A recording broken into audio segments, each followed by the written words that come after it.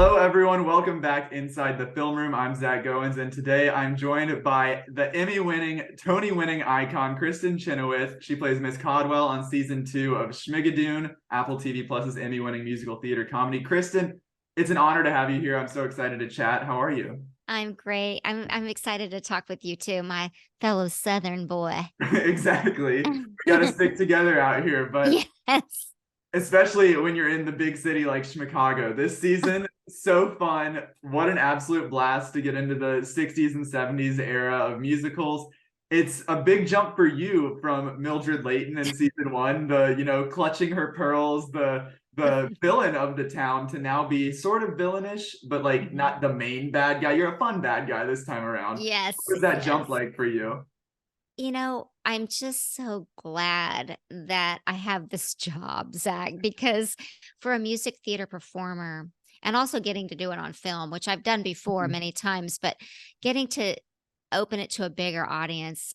Cinco said to me, okay, you had, you were buttoned up to your chin last time and you had the Bible. This time you're going to not be buttoned up and you're going to have bad teeth. And anytime he starts a sentence like that, I'm in. And it's a gift for any of us to get to play all these different characters. He seems to always give me, wouldn't say I've been saddled with the hardest stuff. I'm not going to say that. I'm just saying that Sondheim is tricky. Mm-hmm. And it's my job to make it look easy. Well, you And absolutely do.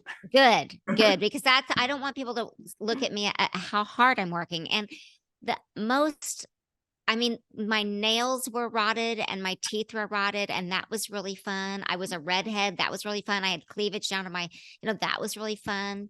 But just getting to be that character, it's a combination of Ms. Lovett and Miss Hannigan. Right. So Annie and Sweeney, respectively.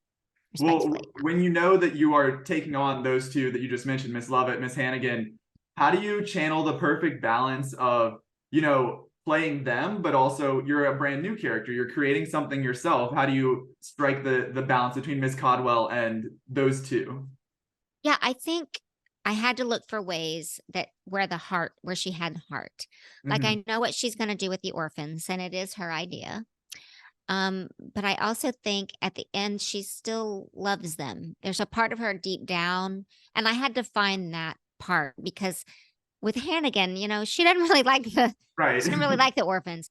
But I think Miss Lovett, she has definite love for Sweeney and she loves money. And I had to find a way to eventually look at them like a life she couldn't have. And that's what I think makes her a little redeemable to play, a little bit. But Yeah. I've received so many Instagram posts where, like, first of all, they love the character and they love Alan and I together again, and that makes me really happy. But people are like, I can't believe that you would suggest such a thing. And I'm like, that's probably a member of my family saying that. But I'm like, I know, right? It's called acting. It's so fun. They can't take it personally. But No. for you, throughout your career, you are the gold standard in a certain role. You obviously originated Glinda in Wicked, and everyone since then has, come along and based their performance off of your role. So I'm curious, when you are looking at Miss Hannigan or Miss Lovett, you've got some legends who have played those characters. Was there a certain gold standard that you were taking inspiration from as you're preparing your version of them? Oh, yeah. I am Carol Burnett is my mentor, and I actually auditioned. This is a little tidbit for you. When I was a little girl, they did a nationwide search for Annie for that movie. Oh, really? And I showed up in Oklahoma, and I didn't know what Little Orphan Annie was. I just knew I sang in church, and my aunt told me about the audition. So Mom and I went, and it turned out down to me in the state of Oklahoma, and I had to learn like tomorrow and maybe and some scenes. And I went in for the casting director and producer Garrison True, and I was, I don't know, 10.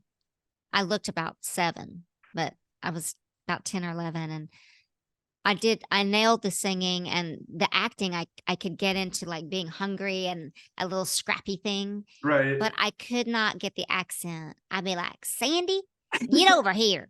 now, Sandy, now Daddy Warbucks. And they were working with me so hard and I just couldn't get it. So then years later, when I was in the Kathy Bates, Alan Cumming, myself, version of Annie for ABC, I finally was able to prove that I've got the New York accent. And I think I wanted to tip my hat to Carol's performance. I made sure I loved her eye makeup, for example, in that. I wanted to make sure I had the bottom lashes. It's a subtle thing, but just ones that opens up the eye, because she has the eyes that are so expressive and mine can kind of disappear when I smile or laugh. And I wanted to make sure those eyes were big. I wanted to, you know, I wanted to have my hair a little bit more of a foray to Angela Lansbury's hair in Sweeney. So I had the two buns, but then I had a lot of my own trussels hanging out because I wanted it to be my version too. So tipping my hand and my hat to both women, to both characters, and then doing mine. Yeah, absolutely. Well, you mentioned Alan Cumming earlier. Obviously, if you've got to Miss Lovett, you've got to have your Sweeney Todd inspired character. And he comes in after last season, again, a big change because you two were butting heads last season in the mayoral race, and now you're scheming to eat children together. So how great was that to kind of, instead of being opposing each other, instead working together? It's so fun, you know, because we've worked together many times, but it's just nice to be with somebody who you've known for 24 years. And it's kind of like your work husband. Because like I said, we were Lily and Brewster. We've been a lot of we've hosted the Tonys together. We've done benefits together. We will probably tour together at some point. And we definitely want to work together on Broadway before that ship sails someday or one of us can't. I think to be able to watch him be so deliciously evil really fed into, like, he goes, we're gonna cut him up and we're gonna eat him. I'm like, he helps me get into character. And also, because we're such good friends, most of our time is spent talking about real life stuff. It was always a pleasure to be on screen with him. I love him. It helps keep you sane when you're talking about eating children. You can instead be like, oh, how was your weekend? How's your family doing? Well, and then we're like, wonder what they're like, the patties. And we talk in, accents. And I'd like, is there going to be a ponytail sticking out of one of the patties that we're going to eat? He's like, no, I don't think I can do hair in the meat. I mean, we just went off. We're absolutely insane, but in a good way. Oh my God. Well, the patties, that leads me perfectly into Good Enough to Eat. What a number. It was so much fun. You've got you two, you've got the orphans, you've got acrobatics, dancing, all sorts of stuff. I know last season, obviously, Tribulation was a huge production in that one take scene. How does that compare to something like this, which, was not one take, but still had a whole lot of elements, moving pieces going on? A lot of elements. So fun. I mean, honestly, this is what Alan and I do. So if not us, then who? Like, this is what we love to do. And this is what we're known for. So we're going to do it. And a lot of those were long takes. And I was glad because it captures the real moment, the authentic truth of the moments. Right. And when you listen to those lyrics, we're comparing food, lamb chops and chuck meat to Patty and Chuck and Sutton.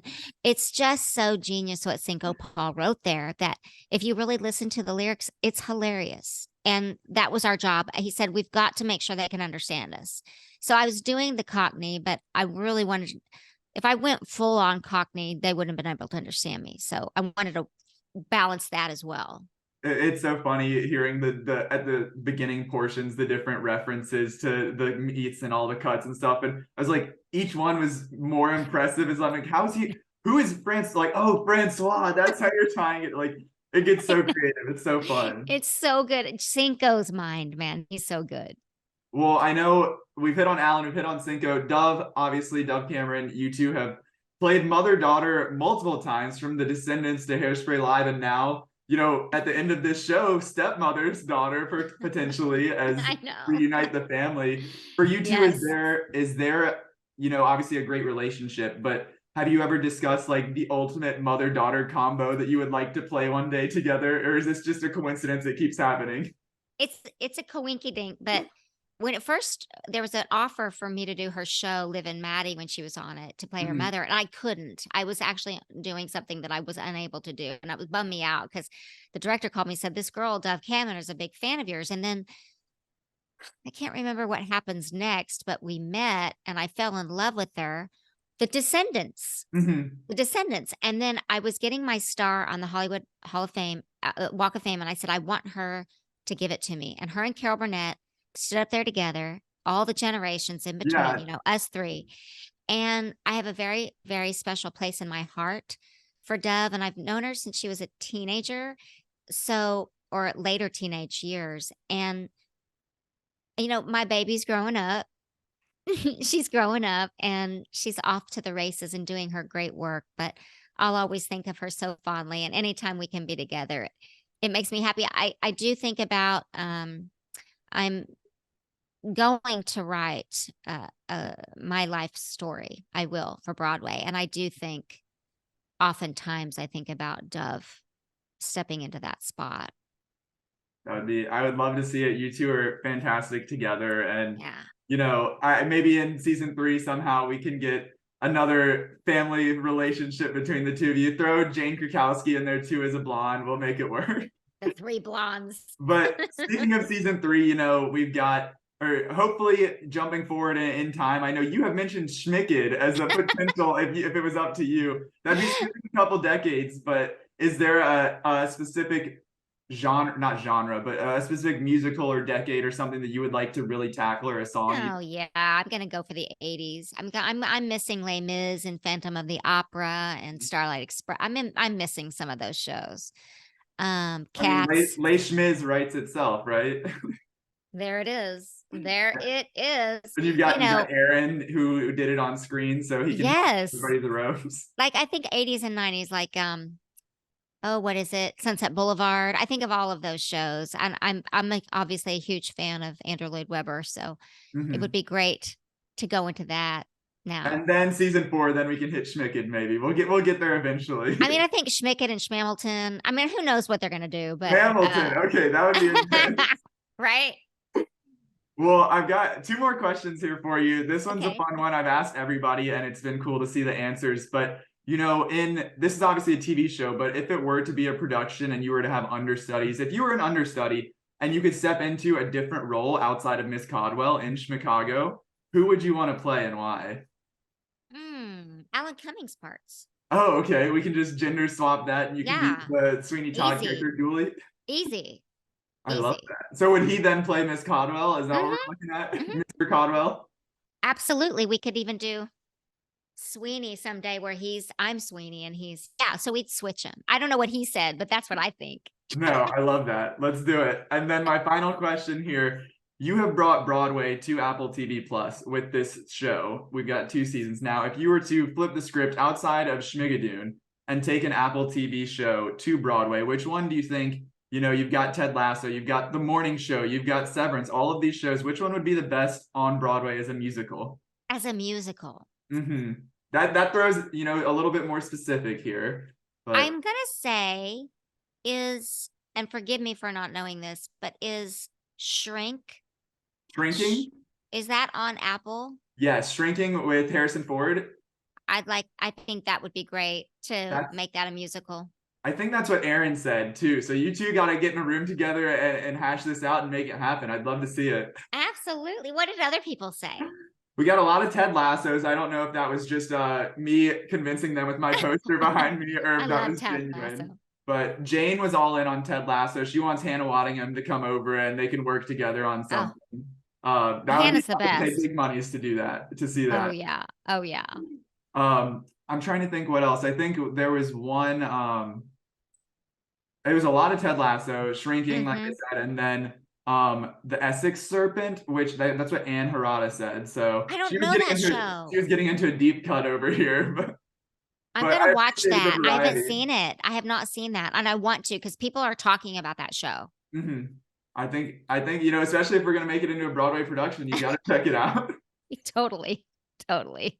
Well, Kristin, thank you so much. It was a blast to talk to you. I love this season, and I'm excited to see everything that it does throughout awards season and hopefully into season 3. So thank you so much. Of course. Thank you. Take care.